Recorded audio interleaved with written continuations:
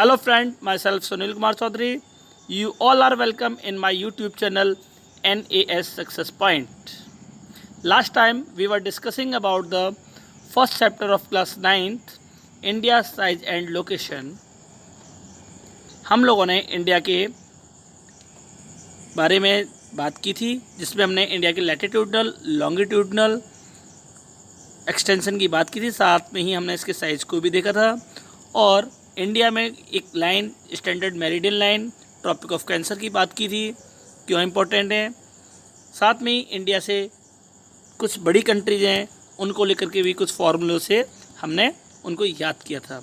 आज हम India and the world ये पॉइंट है, इसको डिस्कस करेंगे। इंडिया वर्ल्ड में कहाँ लाई करता है ये भी हम देखेंगे अभी। तो देखिए, इस वर्ल्ड मैप के माध्यम से हम लोग देखेंगे कि इंडिया की लोकेशनल वैल्यू कैसी है और उसका क्या इम्पोर्टेंस इंडिया के कॉन्टेक्स्ट में है। तो look at here, India north plus east दोनों ही हेमिस्फीयर में लाई करती है, तो इंडिया नॉर्थ ईस्ट हेमिस्फीयर में लाई करती है। और इंडिया की जो कोस्टल लाइन है, आप देख सकते हो, कोस्टल लाइन समुद्र का किनारा होता है और इंडिया की कोस्टल लाइन काफ़ी लेंथ इसकी ज़्यादा है, 7516 किलोमीटर, जिसमें लक्षद्वीप और अंडमान एंड निकोबार आइलैंड का भी एरिया काउंटेड है। अगर इनके एरिया को छोड़ दें तो हम जो इंडिया का मेन लैंड है 6100 किलोमीटर इसकी कोस्ट लाइन है। Indian people can trade with European countries by this route. Here is Europe. आपको दिख रहा होगा कि एक शॉर्ट डिस्टेंस है, जहाँ पहले हम लोगों ने बात की थी कि इंडिया अगर वर्ल्ड के पॉइंट ऑफ व्यू से देखें तो हमें दिखेगा कि वर्ल्ड में, देखिए मैं आपको मैप से दिखाता हूँ, इंडिया को यूरोप में ट्रेड करने के लिए काफ़ी लॉन्ग जर्नी तय करनी होती थी। अफ्रीका कॉन्टिनेंट को पार कर तब यूरोप पहुँचते थे। लेकिन वहीं अब इंडिया जो है स्वेज कैनाल से होता हुआ इजीली ट्रेड कर लेता है यूरोपियन कंट्री से। स्वेज कैनाल लाई यहाँ करता है और स्वेज कैनाल की वजह से 7000 किलोमीटर का डिस्टेंस रिड्यूस हुआ है। ये स्वेज कैनाल साउथ में रेड सी और नॉर्थ में मेडिटेरेनियन सी को ज्वाइन करता है। साथ ही India can trade with African countries and India can trade with Indonesia, Philippines, Japan, Hong Kong, Thailand, Bangkok. It means East Asian countries. Plus India can trade with also Australia. तो ये हम लोगों ने देखा कि इंडिया का ट्रेड इतनी सारी कंट्रियों के साथ हो पाता है बाय वाटर। इसका रीज़न है कि इंडिया इंडियन ओशियन में लाई करता है और इंडियन ओशियन की वजह से ही ये प्रॉफिट इंडिया को मिला हुआ है। इंडियन ओशियन का नाम इंडियन ओशियन इंडिया के ऊपर ही है, क्योंकि इस इंडियन ओशन में इंडिया की जो लोकेशन है काफ़ी इम्पोर्टेंट है। आगे बढ़ते हैं हम लोग।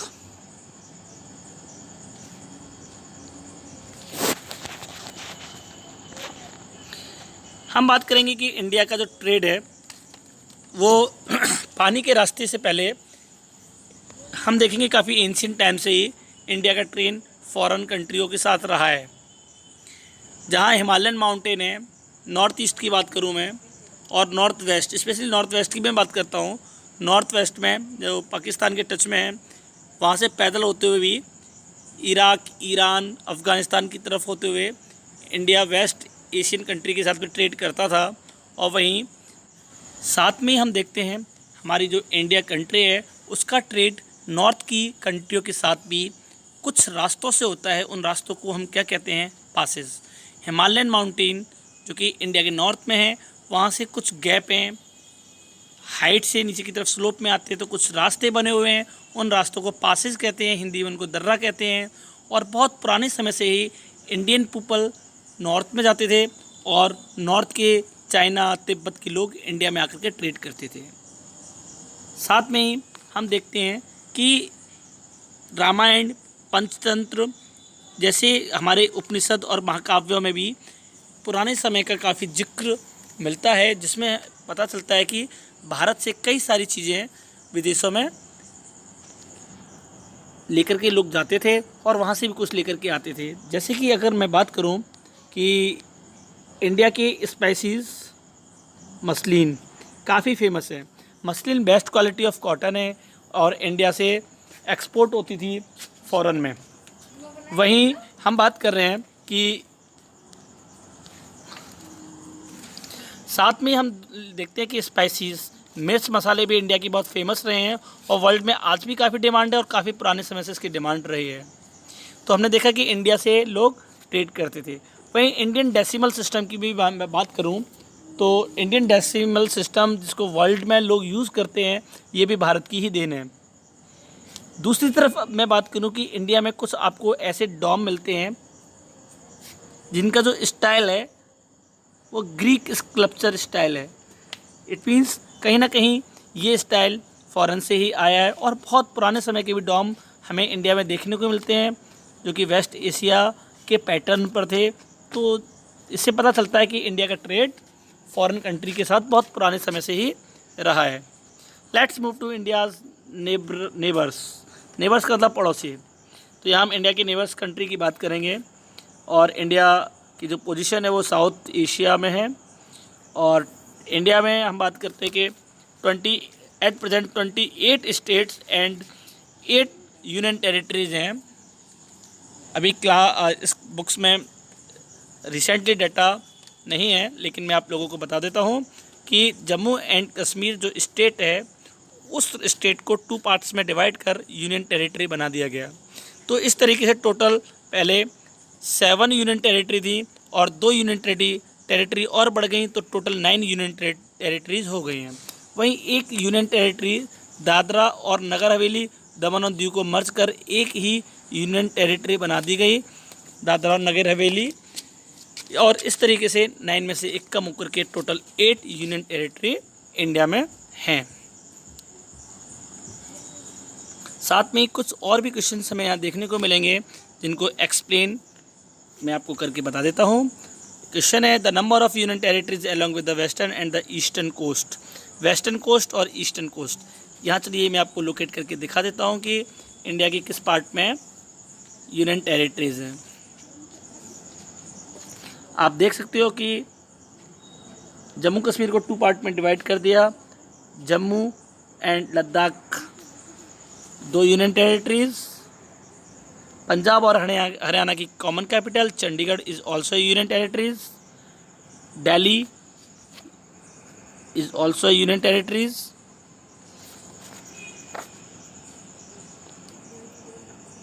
Dadra and Nagar Haveli, Lakshadweep, Andaman and Nicobar, Pondicherry.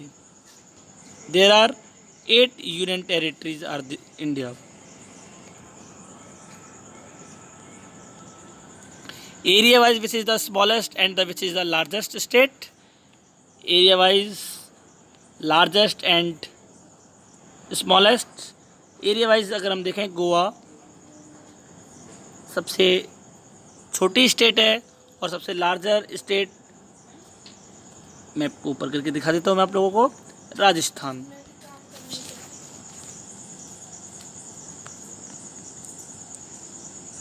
The state which do not have an international border or lie on the coast, हमें उन स्टेट्स को बताना है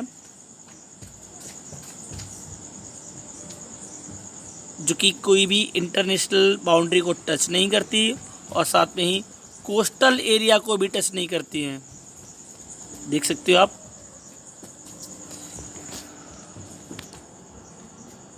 मध्य प्रदेश,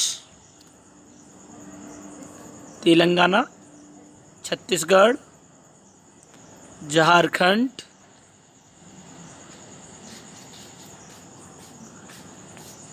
ये स्टेट्स, साथ में हरियाणा ऑल्सो, ये स्टेट किसी भी इंटरनेशनल बाउंड्री को टच नहीं करती और ना ही किसी कोस्टल एरिया को भी टच करती हैं।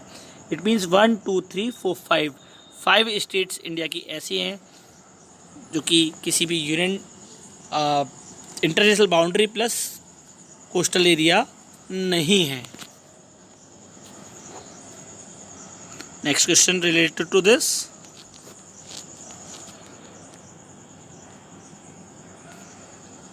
classify the state into 4 groups each having common frontier with Pakistan, China, Myanmar and Bangladesh.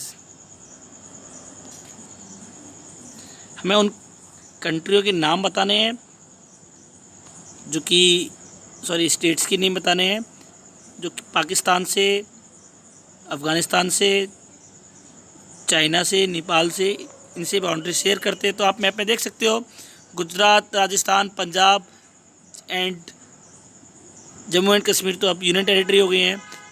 Gujarat, Rajasthan और पंजाब बाउंड्री शेयर करती है पाकिस्तान के साथ। उत्तराखंड और हिमाचल प्रदेश चाइना के साथ बाउंड्री टच करती हैं। नेपाल के साथ उत्तर प्रदेश, उत्तराखंड, बिहार, सिक्किम टच करती है, आप देख सकते हो मैप में।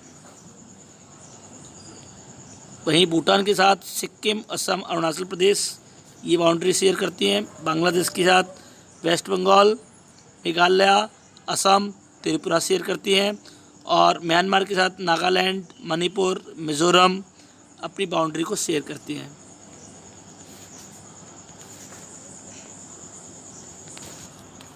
आगे देखिए इस चैप्टर में हम लोग देखेंगे कि इंडिया जिन कंट्रीज़ के साथ बाउंड्री शेयर करती है वो कंट्रीज़ कौन कौन से हैं।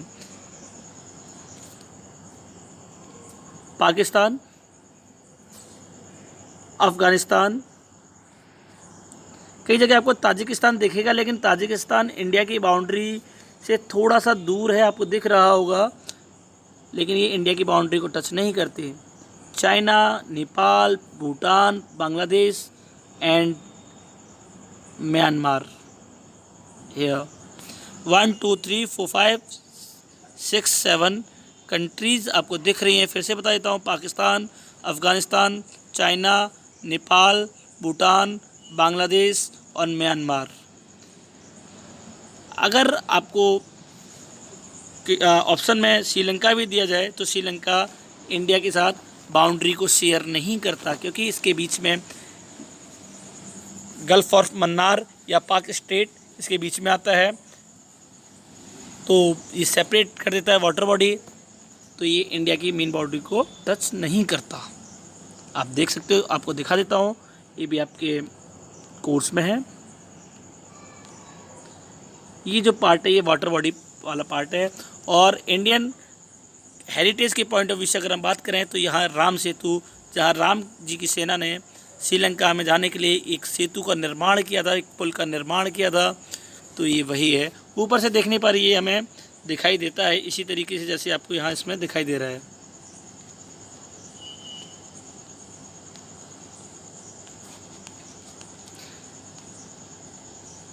तो ये हम लोगों ने जान लिया कि कौन कौन सी कंट्रीज़ इंडिया से को टच करती हैं।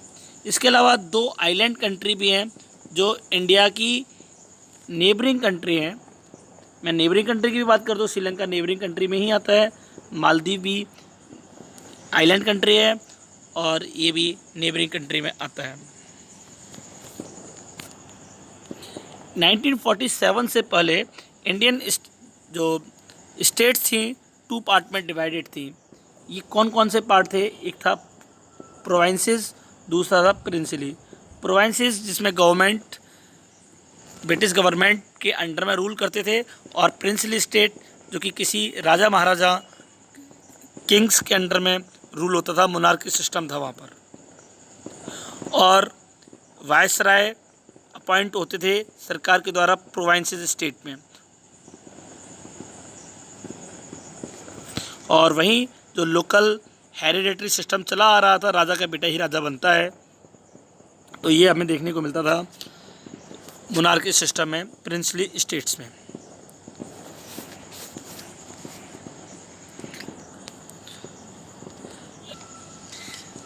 श्रीलंका मालदीव मैंने आपको बता ही दिया है कि ये दोनों इंडिया के साउथ में, इंडिया के नेबरिंग कंट्री और आइलैंड कंट्रीज़ हैं।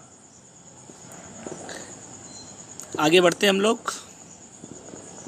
इंडिया हैड स्ट्रॉन्ग जोग्राफिकल और हिस्टोरिकल लिंक है नेबरिंग कंट्रियों के साथ। वर्ल्ड के फिजिकल मैप में और एशिया के मैप में हम लोग उसको इजीली देख सकते हैं। तो ये चैप्टर आपका यहीं ओवर होता है। आगे नेक्स्ट चैप्टर की वीडियोस भी आपको इसी चैनल के माध्यम से नोटिफिकेशन से पता चल जाएगा कि नेक्स्ट वीडियोस कब अपलोड हो रही हैं। तो आप लोग मेरे इस चैनल को लाइक, सब्सक्राइब और बेल आइकन को प्रेस करना ना भूलें। साथ में आप अपने दोस्तों का भला चाहते हैं तो उनको भी शेयर करें ताकि वो भी आपकी तरह अच्छे मार्क्स ला सकें।